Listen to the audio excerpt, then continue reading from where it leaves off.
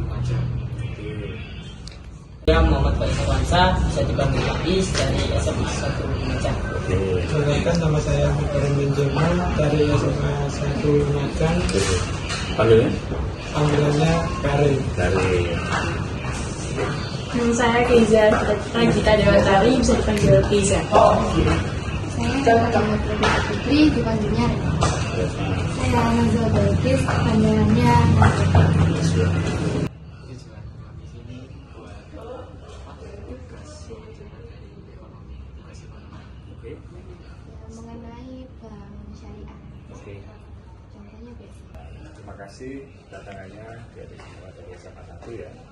Untuk belajar tentang ini baru di sini. Di berbagai sekolah, juga ekonomi. Perkenalkan, nama saya Sahyul Istiono. Nah, sulit ya mungkin. Apa itu namanya? Sahyul Istiono. Kebetulan di sini menjabat atau diamanai sebagai funding supervisor, bagian funding. Terus nanti monggo apa yang ditanyakan mengenai seputar bisnis dari bank syariah atau mungkin dampak ekonominya seperti apa kan gitu ya, nanti disampaikan. Insyaallah setahu saya sebisa saya. Oke, terima kasih. Pak, saya mau bertanya. Oke, Mas Faiz. Iya. Untuk keunggulan bank syariah itu, bank BSI itu apa, Pak? Keunggulan. Iya. Sebelumnya ini saya perkenalkan dulu ya, Bank BSI ini kan bank merger dari hasil penggabungan 3 bank tahun 2021. Jadi BRI Syariah, Mandiri Syariah sama BNI Syariah itu gabung menjadi satu, namanya Bank BSI. Kemudian mengelabur menjadi satu, menjadi Bank Syariah Indonesia. Kemudian keunggulannya apa? Keunggulannya ini yang pertama, tentunya bisnis ini berlandaskan prinsip syariah. Jadi kalau memang yang sudah syariah minded, ya memang ya pilihannya ada di Bank BSI, gitu. Itu kan keunggulan kita, karena produk-produk kita dari Bank BSI juga sudah dikaji sama Dewan Pengawas Syariah. Keunggulannya kan gitu. Terus kemudian yang kedua, beragam layanan ada di sini semua. Yang ada di Bank Konven juga ada di kami, tapi tetap berlandaskan pada prinsip syariah. Jadi misalkan kepemilikan rumah, dan di Bank Konven kan juga ada. Kemudian modal kerja KUR kita juga ada. Itu semua pakai prinsip syariah. Kemudian program investasi cicil emas kita juga ada. Itu juga program unggulan dari kami. Tentunya semua program itu berlandaskan pada prinsip syariah. Itulah keunggulan kami ya. Kalau program investasi apa tadi? Mas itu gimana maksudnya? Nah, program investasi emas ini yang pertama ditujukan untuk biasanya kaum milenial itu kan suka investasi. Kayaknya juga suka hal-hal yang berbau investasi sih. Yang pertama, kepemilikan emas melalui program emas di Bank BSI. Jadi ada tingkat waktu tertentu berapa gram yang harus dimiliki. Misalkan Mas Faiz ingin punya 5 gram dalam waktu 3 tahun. Jadi setiap bulan harus mengisikan berapa di tabungan untuk bisa mencapai 5 gram dalam 3 tahun. Jadi nanti pas pada saat 3 tahun Mas Faiz sudah bisa menerima emas batangan. Kalau emas ini kan sifatnya jangka panjang, semakin tahun kan sudah semakin naik, semakin mahal, gitu. Seperti itu. Ya. Itu produknya BSI itu apa aja? Produknya BSI, kalau produk dari simpanan itu tabungan ya. Di sini ada 3, tabungan, giro sama deposito. Kalau tabungan ini bisa tabungan atas nama pribadi, atas nama perorangan, terus atas nama perusahaan, bahkan atas nama masjid. Kalau ingin masuk tabungan itu bisa. Kemudian deposito bisa atas nama perorangan, pribadi, atau nama perusahaan, perorangan, PT, CV, UD kan gitu ya. Kemudian giro ini sama, bisa atas nama perorangan pribadi dan institusi. Yang membedakan adalah cara untuk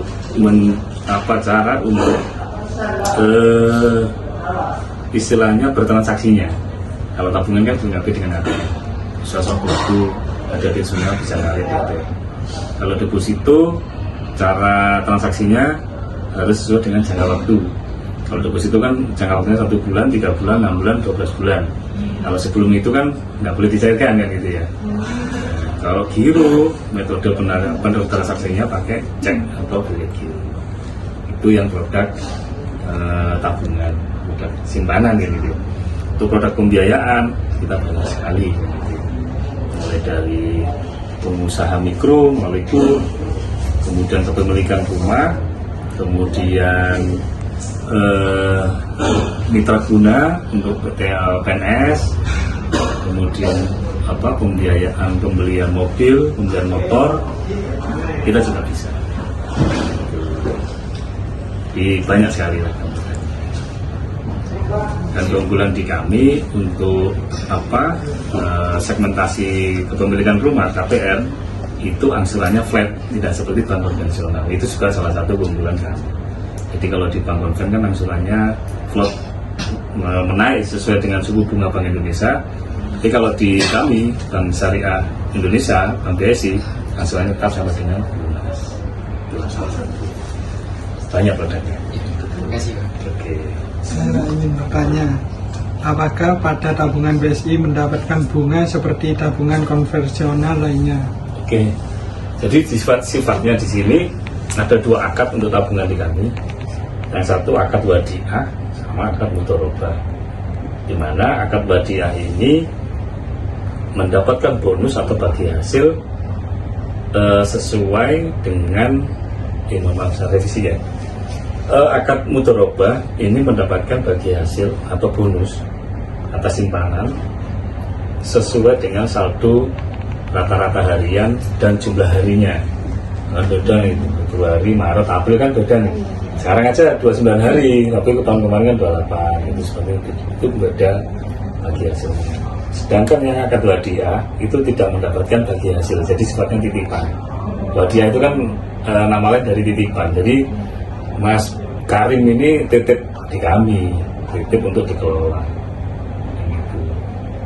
Jadi tidak mendapatkan bagi hasil. Tapi kalau akad yang mudharabah ini mendapatkan bagi hasil. Jadi ada perlu ragam pilihan. Kadang-kadang memang ada orang yang memang benar-benar mau saving, mau nabung, tidak ingin mendapatkan bagi hasil, itu ada di wadiah. Kalau dia makin mau nabung, ada dapat bagi hasil, ada di mudharabah. Terus visi misi BSI dan prinsip utamanya yang membedakan sama bank lain itu? Visi misinya ini nanti tak kirim aja di ya. Karena banyak kan ya visi dan misi. Salah satunya menjadi top 10 global Islamic Bank. Maksudnya menjadi 10 bank besar Islam besar ya. Dengan salah satunya kita ada buka atau layanan di Dubai. Itu salah satu upaya kita untuk menjadi top 10 global Islamic Bank. Nanti untuk visi misinya saya kirim ya, soalnya banyak. Nggak enak nanti ke hafal. Yang tadi, yang berikutnya apa? Prinsip utama bank BSI yang membedakan sama bank lain. Prinsip utama kalau sama bank konvensional jelas adalah dari segi bisnis ya. Kalau kita bank syariah kan dilandaskan dengan prinsip syariah yang sudah dikaji sama Dewan Pengawas Syariah. Kalau bank konven kan tidak ada Dewan Pengawas Syariah, itu yang membedakan ya. Jadi bedanya bank konven sama bank syariah bedanya tidak ada Dewan Pengawas Syariah kalau di bank konven.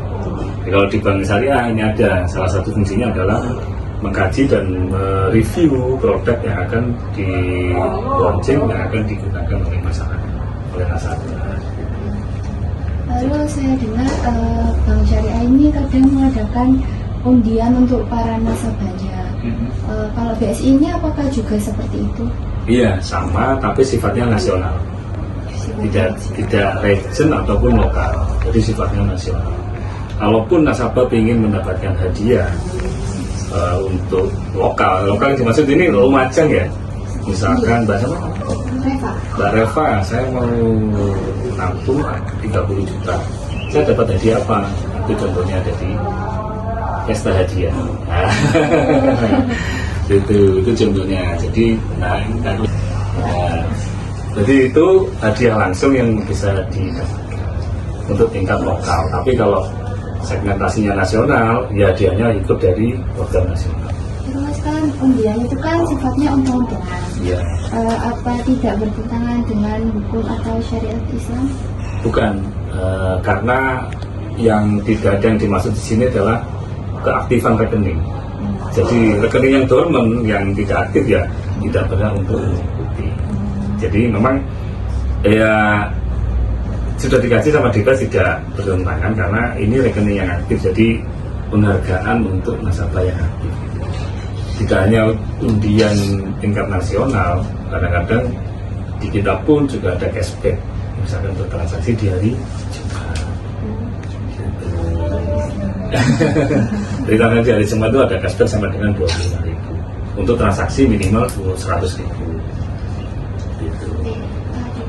Karena proses standarisasi yang dilakukan oleh BSI. Standarisasi bagi perusahaan yang ingin mengikuti apa BSI gitu. Oh, yang penting maksud ini standarisasi pelayanan. Bisa ya. Jadi kalau di kami layanan di sini kan, kalau di banking hall ini kan ada dilihat ada 3 meja. Oh iya. Ada 3 meja. Layanan yang pertama 4 sih. 4 meja yang tersedia di banking hall. Yang 1 meja itu khusus untuk marketing, ruang deal, jadi ruang berbicara antara marketing dan nasabah.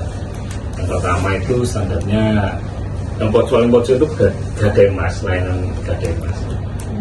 Jadi standarnya sama, Indonesia ya seperti itu bentuknya, standarnya ya seperti itu. Layanan gadai emas. Kemudian kalau di CS ya seperti itu, standarnya satu layanan jadi rekening, misalkan Mbak Eva mau buka rekening di Mbak CS, hanya dengan duduk di situ sudah selesai, gitu. Sudah selesai semua, termasuk mobile banking, ATM, itu standarnya. Kemudian di teller standarnya apa lainnya, yaitu orang narik dan ampun sesuai dengan standar lainnya. Kalau standar ruangannya, karena kita masih bank baru, jadi masih proses penyamaan. Mungkin adik-adik nanti masuk di bank BSI lain, loh kok beda dengan BSI Lumajang? Ya memang kita masih tahap penyamaan. Jadi kalau adik-adik mungkin di Surabaya beda. Beda tampilannya. Tapi ada yang sebagian sudah sama. Ya, insya Allah ini tahun ini Lumajang akan disamakan. Karena kita masih bank baru ya, habis merger. Jadi perlu rekonsiliasi untuk penyamaan desain. Kalau punya layanan sama semua, itu standarnya, ada standar. Ya. Lalu bagaimana cara untuk menjamin bahwa BSI ini tidak menyimpang dari ajaran Islam? Oke, yang pertama yang jelas dalam hal pelayanan pembiayaan maupun pendanaan simpanan itu kan ada form, ada syarat dan ketentuan umum yang ditandatangani oleh nasabah. Misalkan mau buka rekening, kan di situ ada syarat-syaratnya yang sudah ditetapkan, termasuk besarnya bagi hasil, termasuk kalau akad dia itu tidak mendapatkan bagi hasil, itu sudah ada di akadnya tadi yang ditandatangani. Itu adalah salah satu menjaga bahwa transaksi ini sudah sesuai dengan prinsip syariah, termasuk juga akad pembiayaan, akad pembiayaan rumah, pembelian mobil itu juga sesuai dengan prinsip syariah yang sudah tertera di situ. Akadnya ada akad murabah, akad mudharabah, akad ijarah. Itu sudah ada di situ semua. Jadi memang sudah standar dari Dewan Pengawas Syariah untuk menjamin bahwa ini sudah menyimpang dari ajaran Islam kan gitu ya. Gitu. Ya, terima kasih Pak. Pasnya ini gratis kok. Mas Les, kamu bawa ke motor bilang ya, jangan dipaksa.